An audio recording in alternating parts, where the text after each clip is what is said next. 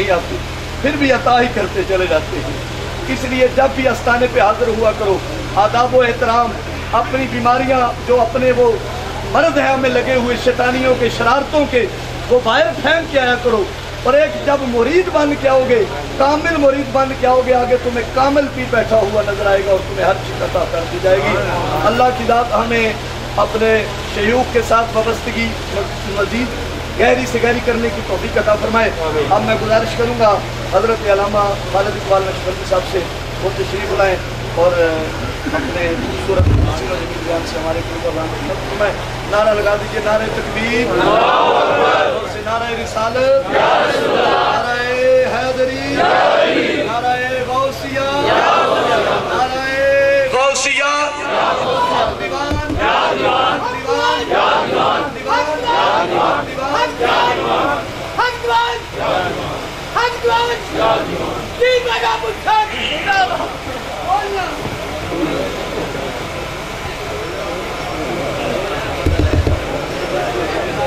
अल्हम्दुलिल्लाह।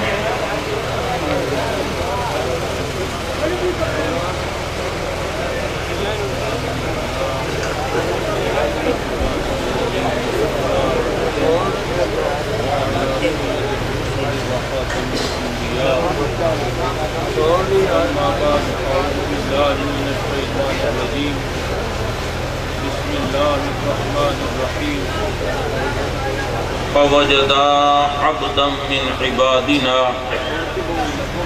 आतैनाहु रहमतम मिन इंदिना व अल्लमनाहु मिन लदुन्ना इल्मा। क़ाल नबी सल्लल्लाहु तआला अलैहि व आलिहि वसल्लम तनज़्ज़लुर रहमा इंद ज़िक्रुस सालिहीन। सदक़ल्लाहुल अज़ीम, सदक़ व बल्लग़ रसूलुहुन नबियुल करीमुल अमीन। इन्नल्लाह व मलाइकतहु युसल्लूना अलन नबी या अय्युहल्लज़ीना आमनू सल्लू अलैहि व सल्लिमू तस्लीमा। अल्लाहुम्मा सल्लि अला सय्यिदिना व मौलाना मुहम्मदिन व अला आलि सय्यिदिना व मौलाना मुहम्मदिन व बारिक व सल्लिम। अस्सलातु वस्सलामु अलैका या सय्यदी या रसूल अल्लाह व अला आलिका व अस्हाबिका या सय्यदी या हबीब अल्लाह। दरूद पढ़ें तो सवाब मिलता है, सलाम पढ़ें तो जवाब मिलता है। अब रात का पिछला पैर शुरू है और ये निचोड़ है, सारे प्रोग्राम का मगज है। आरफे खड़ी ने फरमाया, पिछली राती रहमत रब दी करे बुलंद आवाजा, बख्शिश मंगन वाले कारण खुला है दरवाजा। अब दरवाजा खुला है बख्शिश और रहमत का, तो लिहाजा पूरे अकीदे और ईमान के साथ ये सलाम पढ़ें तो जवाब मिलता है। हुजूर अलैहिस्सलातु वस्सलाम की बारगाह में हदिया सलातो सलाम पेश करें। अस्सलातु वस्सलामु अलैका या सय्यदी या रसूल अल्लाह व अला आलिका व अस्हाबिका या सय्यदी या हबीब अल्लाह। ये नाज, ये अंदाज हमारे नहीं होते। पीरो मुर्शद से लेकर मदीना तैयबा तक अपने तसव्वुर को ले जाएं कि ये नाज, ये अंदाज हमारे नहीं होते। गर जोली में टुकड़े तुम्हारे नहीं होते। भीख न मिलती हजूर अगर आपके दर से, इस ठाठ से मंगतों के गुजारे नहीं होते। और जब तक मदीना से इशारे नहीं होते, रोशन कभी किस्मत के सितारे नहीं होते। और बेदाम ही बिक जाइए बाजारे नबी में, इस शान के सौदे में खसारे नहीं होते। हम्दो सलात के बाद इज्जत व तकरीम के लायक, ज़ीनत मसनद सदारत, रौनक बज़्म मोहब्बत, फ़ख्रुस सादात, चमनस्ताने दीवाने हुजूरी के नफीस फूल, मेरी मुराद पीर तरीक़त रहबर शरीयत हुजूर किबला साहबजादा पीर सैयद तबरेज़ुल हसन शाह साहब दामद बरकातुहुल कुद्सिया, दीगर साहबजादगान, मेरे बरादरान तरीक़त, बरादरान इस्लाम बिहम्दी ताला काफ़ी वक्त बीत चुका है और आपने شناخوانی بھی سنی ہے اور گفتگو بھی سنی ہے۔ خلاصے اور نچوڑ کے طور پر انشاءاللہ فقیر اپنی حاضری لگوائے گا، انتہائی شکر گزاری کے ساتھ کہ انہوں نے حکم فرمایا اور فقیر کو حاضری نصیب ہوئی۔ اس سے قبل بھی الحمدللہ بڑے حضرت صاحب بھی پیر سید عزیز الحسن شاہ صاحب رحمۃ اللہ تعالی علیہ، آپ بھی شفقتوں اور محبتوں سے نوازا کرتے اور انہی کی سنت طریقے پر آپ کی اولاد پاک الحمدللہ رواں دواں ہے۔ یہ جو آیا مقدسہ میں نے سورہ القاف میں سے تلاوت کی ہے، عرش کے حوالے سے ایک بڑا باب اور موضوع ہے، اور اس پر بھی میں کچھ عرض کرنا چاہتا تھا، تو قبل از علامہ صاحب نے فرمایا کہ میری گفتگو کو بھی آگے چلانا ہے، اب اسے پایا تکمیل تک تو پہنچانا میں سمجھتا ہوں کہ میری بساط کی بات نہیں، بہرحال تھوڑا سا میں ان کی گفتگو میں حصہ ضرور ڈال دیتا ہوں۔ اگر آپ کی توجہ ہے، بڑے عام انداز میں، عام فہم ایک مدرس کی حیثیت سے جیسے درس ہوتا ہے، میں چاہتا ہوں کہ بات صرف سمجھ آ جائے، یہ نہیں کہ میں اتنا شور مچاتا رہوں کہ آپ کے کانوں سے بات گزر جائے اور آپ غور کرتے رہیں کہ پتہ نہیں کیا کہا ہے۔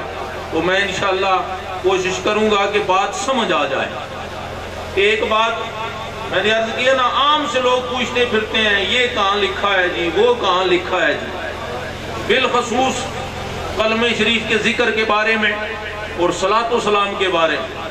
کلمہ شریف کا ذکر یہ آپ اندازہ کر لیں کہ دارالاسلام ہے، اسلامی مملکت ہے، کلمہ شریف کے بارے میں پوچھا جائے کہ پڑھنا کہاں لکھا ہے اور کہاں نہیں لکھا، اس سے بڑھ کر بد نصیبی کیا ہو سکتی ہے۔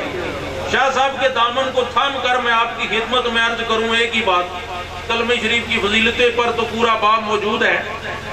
کوئی آپ کے پاس غیر مسلم آ جائے، کافر، ہندو، عیسائی، یہودی، کہ مہربانی کرو مجھے مسلمان کرو، تو آپ کیا کریں گے؟ اسے کلمہ پڑھوائیں گے، اور اس میں شک نہیں کہ کلمہ پڑھنے سے ما قلب الگناہ اسلام معاف فرما دیتا ہے۔ تو جو کلمہ کفر جیسی غلاظت کو دھو ڈالتا ہے اور کفر جیسے بڑے گناہ سے بندے کو پاک کر دیتا ہے، بلا شبہ وہ کلمہ مومن مسلمان کی بھی بخشش کا ضرور سبب بنتا ہے۔ لہذا ہر موقع پر الحمدللہ جو معمول ہے اہل سنت والجماعت کا، کلمہ شریف کا، الحمدللہ میں یہاں آیا، گاڑی باہر کھڑی کی تو کلمہ شریف کا ذکر شروع تھا، چادر پوشی ہوئی، دیگر معاملات ہوئے، تو کلمہ شریف سے تو لگاؤ۔ الحمدللہ جو لوگ جانتے ہیں، جو گئے ہیں، وادی کمکول شریف میں بیٹھنے والی ہستی نے اپنے غلاموں کی گھٹی میں کلمہ شریف کی محبت ڈالی ہے، تو کلمہ شریف کا ذکر کرتے رہا کریں، یہ بخشش و نجات کا سبب ہے۔ زمین و آسمان سے باری کلمہ ہے جس کے بارے میں میرے نبی نے اعلان اول میں فرمایا، قولوا لا الہ الا اللہ تفلحون، کلمہ پڑھو تو کامیاب ہو جاؤ گے۔ تو الحمدللہ کلمے کا ذکر پڑھنے والوں کی کامیابی میں کوئی شک نہیں۔ اب یہ لوگوں کے اعتراض کے حوالے سے میں نے ڈیوٹی کی ہے آپ کی خدمت میں۔ اب جو علامہ صاحب نے موضوع شروع کیا اس کے بارے میں بڑے سوال ہیں، صلاۃ و سلام کہاں لکھا ہے؟ اور درود ابراہیمی پڑھا کرو، یہ صلاۃ و سلام پتہ نہیں کہاں سے نکال لیا ہے۔ کوئی کہتا ہے لیل پوری سلام ہے، معاذ اللہ محدث اعظم پاکستان رحمۃ اللہ علیہ پر بہتان باندھتے ہیں۔ کوئی کہتا ہے یہ بریلی کا سلام ہے، اعلیٰ حضرت کی ذات مبارک پر رحمۃ اللہ علیہ بہتان باندھتے ہیں۔ تو یہ انہوں نے جو بات چھیڑی ہے، آپ کے نوٹس میں یہ دینا چاہتا ہوں سادہ لفظوں میں کہ ایسے پوچھنے والوں سے کہا کریں کہ یہ بریلی والا یا لیل پوری سلام نہیں، الحمدللہ یہ نماز والا سلام ہے، السلام علیکہ۔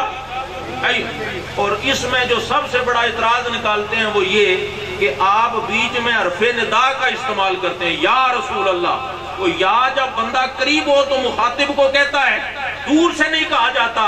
تو معنی نماز والے سلام میں یا موجود ہے، یا کا معنی یہ جو انہوں نے سلام کیا، سلام ہو آپ پر اے نبی، یہ جو اے ہے نا یہ یا کا ہی معنی ہے۔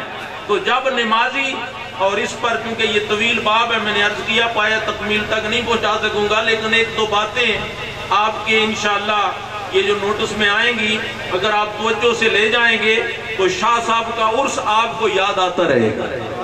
یہ بغداد اصغر میں آئے ہوئے ہیں، کوئی عام جگہ نہیں۔ یہ مبارک جگہ میں نے عرض کیا، وہ جو میں نے عرس کا موضوع تیار کیا نا، سورہ قاف کی آیت کے حوالے سے فقیر نے الحمدللہ پورے باب کی زیارت کی ہے، لیکن جتنا بھی چلو برکت کے لیے اس میں حصہ ڈال سکا۔ تو اس میں یا مانن موجود ہے اور نمازی سلام کر رہا ہے، عام ادب والے لوگ ہیں، شاہ صاحب آئیں تو کھڑے ہو جاتے ہیں، کوئی عالم آ جائے تو کھڑے ہو جاتے ہیں، سلام کرتے ہیں، نعرہ لگاتے ہیں۔ اب نماز تحریمہ سے شروع ہو گئی ہے۔ یہ جو تکبیر تحریمہ کہلاتی ہے نا، یہ حرمت کے اعتبار سے ہے تحریمہ۔ میں نے عرض کیا کہ تقریر آپ سمجھے نہیں ہو رہی، ترس ہو رہا ہے، میں پوری اس کنٹرول کے ساتھ آپ کی ڈیوٹی کرنا چاہتا ہوں۔ نماز تحریمہ سے شروع ہو گئی، اللہ اکبر، یہ حرمت والی تکبیر ہے۔ اس نے چند چیزوں کو حرام کیا ہے، اس لیے تحریمہ۔ تحریمہ، حرم، محرم، یہ جو چیزیں ہیں نا، احرام، یہ حرمت کے اعتبار سے ہیں۔ تو تحریمہ کہتے ہی کسی دوسرے سے گفتگو کرنا، کوئی چیز کھانا پینا، غیر کی طرف توجہ کرنا، قبلے سے رخ ہٹانا، یہ ساری چیزیں حرام ہو گئی، اس لیے تحریمہ کہلواتی ہے۔ اب جب نماز شروع ہو گئی، کوئی بڑی شخصیت آ جائے، علمی روحانی، تو آپ کیا اسے سلام کہہ سکتے ہیں؟ جب نماز شروع ہو گئی ہے نہیں نہ کہہ سکتے۔ اور اگر جذبات میں آ کر کہہ دیا تو کیا نماز بچ جائے گی؟ ٹوٹ جائے گی نا۔ تو یہ جو لوگ کہتے ہیں نا معاذ اللہ ہماری طرح ہی بشر ہیں، یہ میں بات آپ کی خدمت میں عرض کرنا چاہتا ہوں کہ نماز نے بڑے عقائد، پورا عقیدے کا مجموعہ، اور یہ جس طرح سارے اذکار کا مجموعہ ہے، ساری عبادتوں کی اصل ہے، اسی طرح پورے عقیدے کا بھی مغز ہے۔ اگر ثنا سے سلام تک جایا جائے تو پھر طویل باب ہے، لیکن یہاں میں یہ عرض کرنا چاہتا ہوں کہ بڑے سے بڑا کوئی علمی شخص، قرآنی شخصیت آ جائے، اسے نماز میں سلام کہہ دیا جائے تو نماز رہتی نہیں۔ نبی پاک علیہ السلام کی بارگاہ میں پورا سلام نہ عرض کیا جائے تو نماز ہوتی نہیں۔ اب امتی اور نبی میں کوئی فرق ہے کہ نہیں؟ پورا۔ میں شاہ صاحب کی خدمت میں عرض کروں نا، السلام علیکم، آپ یہ نہیں کہیں گے مولوی صاحب سلام پورا کرو، برکت بھی کی بات کرو اور رحمت کی بات بھی کرو، نہیں، شفقت فرمائیں گے، وعلیکم السلام۔ ہو سکتا ہے آگے سے جواب میں آپ برکت اور رحمت کی دعا بھی دے دیں، لیکن اللہ نے فرمایا تم آپس میں ایک دوسرے کو سلام دو، یہ تمہارا معاملہ ہے، وہ لائق قبول ہے، لیکن خبردار میرے نبی کی بارگاہ ہے، یہاں پورا سلام عرض کرنا ہے۔ السلام علیکہ ایھا النبی ورحمت اللہ وبرکاتہ، ورحمت اللہ۔ اور جن لوگوں نے یہ لکھا، میں کیونکہ نام کی طرف نہیں جانا چاہتا، ستی صاحب کچھ کرتے رہے تو میں سمجھتا ہوں کہ یہ ادب والی بارگاہوں میں ذرا نامناسب بات ہے، لیکن اشارہ ہی کافی ہے۔ جن لوگوں نے یہ لکھا کہ نماز میں تعظیم النبی کا خیال آ جائے، جو لکھا ہے وہ تو مومن کی زبان کو زیب نہیں دیتا، لیکن میں اتنا ہی آپ کی نظر کروں کہ ان کے نزدیک نماز نہیں رہتی۔ نبی کا تعظیماً خیال آ جائے۔ اب نماز کا اصول کیا ہے کہ نماز پڑھیں تو نماز میں خیال رکھیں، یہی اصول ہے نا، معنی کی طرف خیال رکھیں۔ تو جب ہم سلام کریں گے السلام علیکہ ایھا النبی، تو خیال جائے گا کہ نہیں جائے گا؟ اور اب میں آپ کو امام اعظم کی بارگاہ میں لے چلتا ہوں رضی اللہ تعالیٰ۔ صاحب بار شریعت نے سجدہ سہو کے باب میں اس بات کو نقل کیا۔ نبی پاک علیہ السلام کی زیارت ہوئی، امام ابو حنیفہ امام اعظم رحمۃ اللہ علیہ زیارت ہوئی۔ الحمدللہ ہم سارے بزرگ حضوری والے رکھتے ہیں، سارے بزرگ نبی پاک علیہ السلام کی بارگاہ میں حضوری پاتے ہیں۔ یہاں تو یہ معاملہ ہی کچھ اور ہے، اسے میں نے بغداد اصغر اپنی طرف سے نہیں کہا۔ الحمدللہ قبلہ صوفی صاحب جہاں میں جمعے کی ڈیوٹی کرتا ہوں کھولیے شریف، مجھے فرمانے لگے کہ پیر سیدنا میر علی شاہ صاحب رحمت اللہ علیہ کا جب یہاں سے گزر ہوتا تو آپ ٹرین میں احتراماً کھڑے ہو جاتے کہ دیوان حضوری کی بارگاہ آ گئی ہے۔ یہ کسی عام جگہ پر ہم نہیں کھڑے ہوئے، الحمدللہ یہ ہماری بہت بڑی خوش نصیبی ہے کہ ایک بہت بڑی بارگاہ میں جسے بزرگان دین نے بغداد اصغر کہا ہے، وہاں ہم حاضری پیش کر رہے ہیں۔ تو امام ابو حنیفہ رحمۃ اللہ علیہ کو حضور صلی اللہ علیہ وسلم کی زیارت ہوئی خواب میں، حضور نے فرمایا ابو حنیفہ تم فقہ کے امام ہو؟ عرض کی یا رسول اللہ صلی اللہ علیہ وسلم یہ آپ کا احسان ہے کہ میں بھی فقہ کا امام ہوں، آپ کا ہی احسان ہے۔ فرمایا تم اچھے امام ہو، یہ توجہ سے سنیں گے تو بات سمجھ آئے۔ میں اس خیال کے حوالے سے بات کر رہا ہوں کہ جن لوگوں نے کہا کہ خیال آئے نماز نہیں رہتی، اب ادھر عرفاء صلحاء اور ائمہ شریعت کا کیا خیال ہے اور حضور علیہ الصلوۃ والسلام کی اس پر تصدیق کیا ہے؟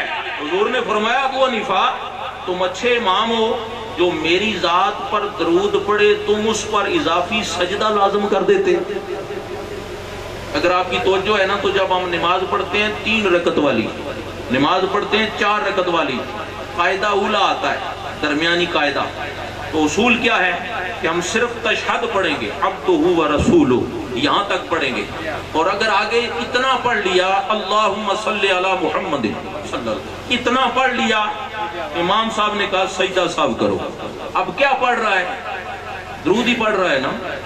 میں نے پہلے عرض کیا کہ درود ابراہیمی پر زور دے، الحمدللہ سنی اسے کہتے ہیں جو کسی فضیلت والی چیز کا انکار نہیں کرتا۔ درود ابراہیمی کے ساتھ ہمارا تعلق اور لگاؤ ہے، لیکن درود نہیں۔ اگر معنی کی طرف خیال کرے تو یہ دعا ہے، یہ دعا ہے، درود نہیں دعا۔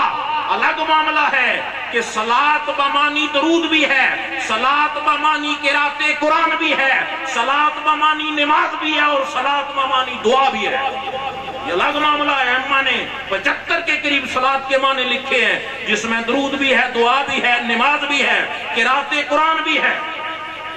المختصر میں اس باب کو نہیں کھولنا چاہتا، اور درود بھی پڑھ، لیکن درود بھی نماز میں اور سلام بھی نماز میں۔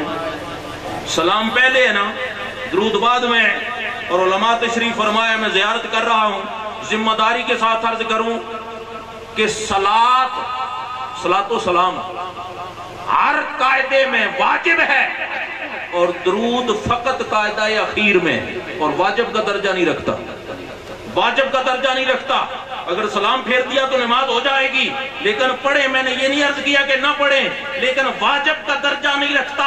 جب تشہد پڑھ لی جائے تو قاعدہ اخیر میں بیٹھنا جو واجب ہے وہ واجب پورا ہو جاتا ہے، تو پتہ کیا چلا، اور جو سلام ہر قاعدے میں واجب ہے اسے تو بدعت کہتا پھرتا ہے۔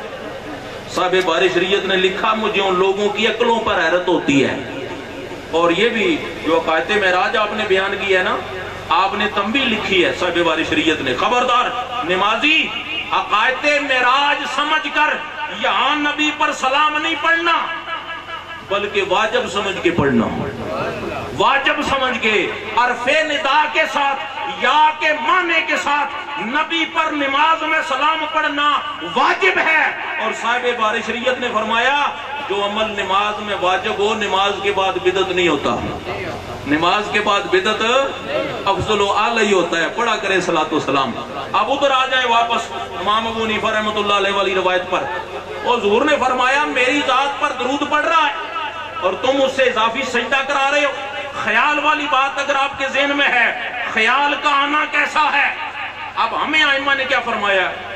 تیسری رکعت کا قیام نماز کا رکن ہے، اور 2 چیزوں پر سجدہ سہو کا لزوم ہوتا ہے، ایک ترک واجب، ایک تاخیر رکن۔ رکن کی ادائیگی میں تاخیر ہو جائے تو سجدہ سہو ہوتا ہے، یا واجب چھوٹ جائے سجدہ سہو ہوتا ہے۔ اب ہمیں وہی بات بتائی ہے جو ظاہر میں ہے، باطن کو اپنے پاس رکھا ہے، باطن کو اپنے پاس رکھا ہے۔ یہ جو ظاہر ہے نا، ظاہر کیا ہوتا ہے؟ دودھ، اور اس کے باطن میں پتہ کیا ہوتا ہے؟ مکھن ہوتا ہے کہ نہیں؟ دودھ کے باطن میں ہے نا، لیکن دودھ کو آگ کے اوپر ابلنا پڑتا ہے، اور پھر جاگ لگانی پڑتی ہے، اور پھر بڑے رگڑے سے گزرنا پڑتا ہے، تو پھر جا کے مکھن بنتا ہے نا۔ آپ کہتے ہیں تکلیف بھی نہ ہو، شبیداری بھی نہ کرنی پڑے، گرمی بھی نہ لگے، اور پھر مکھن بھی مل جائے، نہیں، مکھن باطن میں ہے، تو باطن میں جانے تک بڑے رگڑوں سے گزرنا پڑے گا۔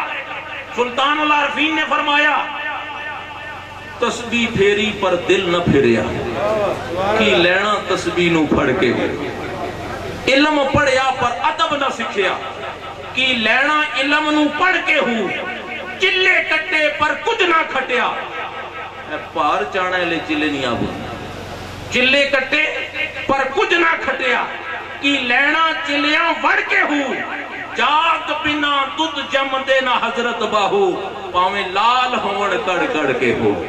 یہ جاگ جو ہے نا یہ پورا الگ یہ باب ہے. یہ سلطان العارفین کے الحمدللہ اشارہ گوام تو نہیں نا, لیکن جاگ پیر و مرشد کی بیعت ہے. جاگ یہ بیعت میں صرف جاگ لگی ہے, اب رگڑا باقی ہے. رگڑا یہ ٹوٹیاں, یہ ذکر, یہ شب بیداریاں, یہ روزے. رگڑے سے جب گزرے نا تو پھر دو چیزیں برآمد ہوتی ہیں, دو, ایک لسی اور ایک مکھن. رگڑے کے بعد ہے کہ نہیں؟ اختصار سے لسی زیادہ ہوتی ہے کہ مکھن؟ لسی تو قیمتی کون سی چیز ہوتی ہے؟ واہ, اتنی اگر سمجھ آ گئی ہے نا تو پھر رائے بینڈ کے اجتماع کو نہیں دیکھنا, دیوان حضوری کے جلسے کو دیکھنا ہے. زیادہ ہوتی ہے لسی, تھوڑا ہوتا ہے مکھن, لیکن قیمتی ہے مکھن. اب مکھن نکل بھی آئے دودھ کے باطن سے تو پھر بھی اس میں خراب ہونے کے ذرائع ہوتے ہیں, کیونکہ لسی کے اثرات ابھی بیچ میں شامل ہے نا. ابھی مزید اسے آگ پر پکنے کی ضرورت ہے. جب مکھن کو آگ پر جلا دیا جائے, دیسی گھی بن جائے نا, تو پھر جبہ خلافت عطا کیا جاتا ہے. کیوں کہ اب تیرے عقیدے کو کوئی بڑی سی بڑی نجدی تحقیق گمراہ نہیں کر سکتی, تیرے دل سے کوئی محبت رسول اب نکال نہیں سکتا. تو یہ دیسی گھی تک پہنچنے کے لیے بڑے رگڑے کھانے پڑتے ہیں, کوئی آسان بات نہیں. بات پھر آگے چلی گئی, باتوں سے بات نکلتی ہے. میرے پاک نبی نے فرمایا, ابو حنیفہ مجھ پر پڑھ رہا ہے درود, تو اس سے کرا رہا ہے اضافی سجدہ. ہمیں صرف ظاہر بتایا ہے کہ تیسرے رکن, تیسری رکعت کے نماز کا جو رکن ہے قیام, اس میں تاخیر ہو گئی ہے. چاہیے تھا نا ابو حنیفہ عرض کرتے, آقا جی کیونکہ تیسری رکعت کا قیام رکن ہے تو اس میں تاخیر ہو گئی ہے, اصول شریعت کے مطابق میں نے سجدہ سو لازم کیا ہے. نا سن ذرا امام کا جواب. عرض کیا آقا سجدہ اس لیے نہیں لازم کیا کہ رکن میں تاخیر ہو گئی ہے, میں نے سجدہ اس لیے لازم کیا ہے کہ پڑھا تو آپ پر درود ہے لیکن پڑھا بھول کر ہے. توجہ ہے نا, اگر بھولا ہوا نہ ہوتا, توجہ نماز میں ہوتی تو تکبیر کہہ کے کھڑا ہو جاتا نا. یہ پڑھ تو نماز رہا ہے لیکن توجہ کہیں اور ہے. توجہ اس کی مارکیٹ میں ہو, توجہ اس کی دفتر میں ہو, توجہ اس کی اسمبلی ہال میں ہو, اور آپ پر درود پڑھ رہا ہو. ابو حنیفہ اس پر سجدہ لازم کرتا ہے کہ نبی پر درود پڑھ, تو بے توجہ سے نہیں, پورے تصور کے ساتھ پڑھ, پورے تصور اور توجہ کے ساتھ پڑھ. تو پتہ چلا درود پڑھنے کا اصول یہ ہے کہ پوری توجہ کے ساتھ پڑھے. تو جب توجہ سے پڑھے گا تو پھر تو ادھر ہی توجہ ہوگی نا مدینہ شریف کی طرف. اب جو کہتے ہیں ادھر توجہ چلی جائے تو نماز نہیں رہتی, تو کم از کم حنفی کہلانے کے اقدار تو نہیں نا. حنفی کہلائیں سجدہ سو میں اس باب میں بار شریعت والوں نے روایت کو نقل کیا ہے. المختصر یہ بات اپنی جگہ. ایک بات اور عرض کر دوں سلام کے بارے میں, وقت بہت آگے چلا گیا اور میں ادھر ہی ہوں بھی. تحریمہ سے لے کر خروج بھی سننا تک, 7ویں رکن کی ادائیگی تک ساری نماز عبادت ہے کہ نہیں؟ عبادت ہے نا. تو نبی پر سلام بھی بیچ میں ہی آیا کہ نہیں؟ تو نماز نے کیا بتایا ہے کہ نبی پر سلام اللہ کی عبادت ہے. ذکر الانبیاء من العبادہ, میرے پاک نبی کا فرمان ہے, ہر نبی کا ذکر اللہ کی عبادت ہے. نبیوں کے نبی کا ذکر بدرجہ اولا عبادت ہے. لیکن نماز والے سلام کا چونکہ بات ہے اور یہ موضوع ہے, تو نماز نے کیا بتایا؟ نبی پر سلام اللہ کی عبادت ہے. اب سنیں, اللہ کی عبادت کرنے کے لیے بندہ مومن کو کسی دلیل کی ضرورت نہیں. کہاں لکھا ہوا ہے اور کہاں نہیں لکھا ہوا, اور نبی کی ذات پر سلام پڑھ, اللہ کی عبادت سمجھ کے. اللہ کی عبادت اذان سے پہلے بھی پڑھ اور اذان کے بعد بھی کر. اللہ کی جب عبادت کرنی ہے نبی پر سلام پڑھنا ہے, اور ساری عبادتیں نبی کی سنت ہے. اور نبی پر صلاۃ و سلام پڑھنا خود رب کی سنت ہے۔ کسی کام سے پہلے رب نے یہ نہیں فرمایا میں نماز پڑھتا ہوں تم بھی پڑھو، میں روزہ رکھتا ہوں، کیوں؟ وہ خالق ہے، معبود ہے۔ میرے معبود تیری پردہ نشینی ہے عجیب، دور اتنا کہ تخیل کی رسائی ہے محال، قرب کا یہ عالم ہے کہ رگے جان سے بھی قریب ہے۔ وہ معبود ہے، لائق عبادت ہے، کسی کی عبادت نہیں کرتا، اس لیے ہر عبادت مومن کو حکم فرمایا، لیکن یہ ایک ہی واحد عمل ہے کہ رب نے پہلے فرمایا ان اللہ، بے شک میں اللہ، اور پھر تحقیق کے ساتھ کتنا محبوب عمل ہے، پہلے فرمایا ان اللہ وملائکتہ، اور جملہ ملائکہ جمع کا صیغہ، ہر فرشتہ ایک کام نہیں کرتا۔ یہ جو فرما رہے تھے نا یہاں 2 فرشتے ہیں، تو قبر میں بھی 2 فرشتے ہیں، تو رحم مادر میں الگ فرشتہ ہے، بارش برسانے والا الگ فرشتہ ہے، قیام و رکوع سجود والے الگ فرشتے ہیں، تو اپنی اپنی ڈیوٹی کرتے ہیں، لیکن جملہ ملائکہ مجتمع ہو کر اگر کوئی کام کرتے ہیں، ایک ہی کام ہے، وہ نبی کی ذات پر درود و سلام پڑھتے ہیں۔ وہ اللہ والا بھی عمل، وہ فرشتوں والا بھی عمل، نماز والا بھی عمل، اذان سے پہلے بھی کر اور اذان کے بعد بھی کر، اس میں کسی قسم کی کوئی قید، اور اس آیت کے ضمن میں بھی کوئی قید نہیں لگائی گئی۔ المفتر السلام چونکہ طویل باب ہے، ایک بات اگلے سلام کے حوالے سے جو انہوں نے فرمائی میں عرض کروں، السلام علینا، لفظ وہ لگائیے کیونکہ یہ حضور کا جوابی جملہ ہے، السلام علینا، ائمہ کا یہ کلام ہے کہ یہ نام ہے حضور نے گناہگاروں کو جمع کیا، السلام علینا، مولا مجھے تو نے سلامتی رحمت اور برکت سے نواز دیا، لیکن میں تیری بارگاہ میں عرض کرتا ہوں کہ سلام ہو میرے گناہگار امتیوں پر، اور لفظ وہ لگا کے بندگان خدا کو الگ کر دیا، وَعَلَىٰ عِبَادِ اللَّهِ الصَّالِحِينَ، اور تیرے صالح بندوں پر، مولا صالح بندے تیرے، گناہگار امتی میرے، کیونکہ شفاعت کا حق مجھے جو دیا ہے، مولا صالح تو تیرے فضل سے بخشے جائیں گے نا، تو گناہگاروں کو میں سفارش کر کے بخشوا لوں گا۔ السلام علینا وعلیٰ عباد اللہ الصالحین، تو یہ بھی آگے طویل سبجیکٹ ہے، انشاءاللہ یار زندہ صحبت باقی، اور دوسرا جو موضوع میں نے تلاوت کی میرے حل میں اس تلاوت کو ہی برکت کے لیے رہنے دیتے ہیں، 1-2 باتیں صرف عرض کر دوں۔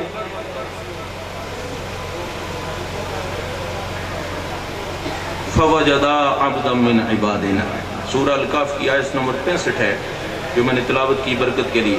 موسیٰ کلیم اللہ کھڑے ہوئے نا، عجز، انکساری، تواضع بندہ مومن کی شان ہے، کھڑے ہوئے بنی اسرائیل کے سامنے۔ ابی بن کعب رضی اللہ تعالیٰ نے روایت کیا حضور علیہ السلام سے، اور ان سے روایت کیا ابن عباس رضی اللہ تعالیٰ نے، قوم میں سے ایک شخص اٹھا اور کہا موسیٰ یہ بتائیں کہ دنیا میں سب سے بڑا علامہ کون ہے، علمی شخصیت؟ موسیٰ کلیم اللہ علیہ السلام نے نا، کیونکہ اس میں کوئی شک بھی نہیں، جس ہستی پر صرف وحی نہیں نازل ہوتی، براہ راست اللہ سے کلام فرماتے ہیں، اور شریعت اللہ نے نازل کی ہے، وہی ہستی سب سے بڑی علمی شخصیت ہے، لیکن موسیٰ کلیم اللہ علیہ السلام نے کہا میں، ائمہ کا یہاں کلام ہے کہ یہ لفظ میں اللہ کو پسند نہیں آیا۔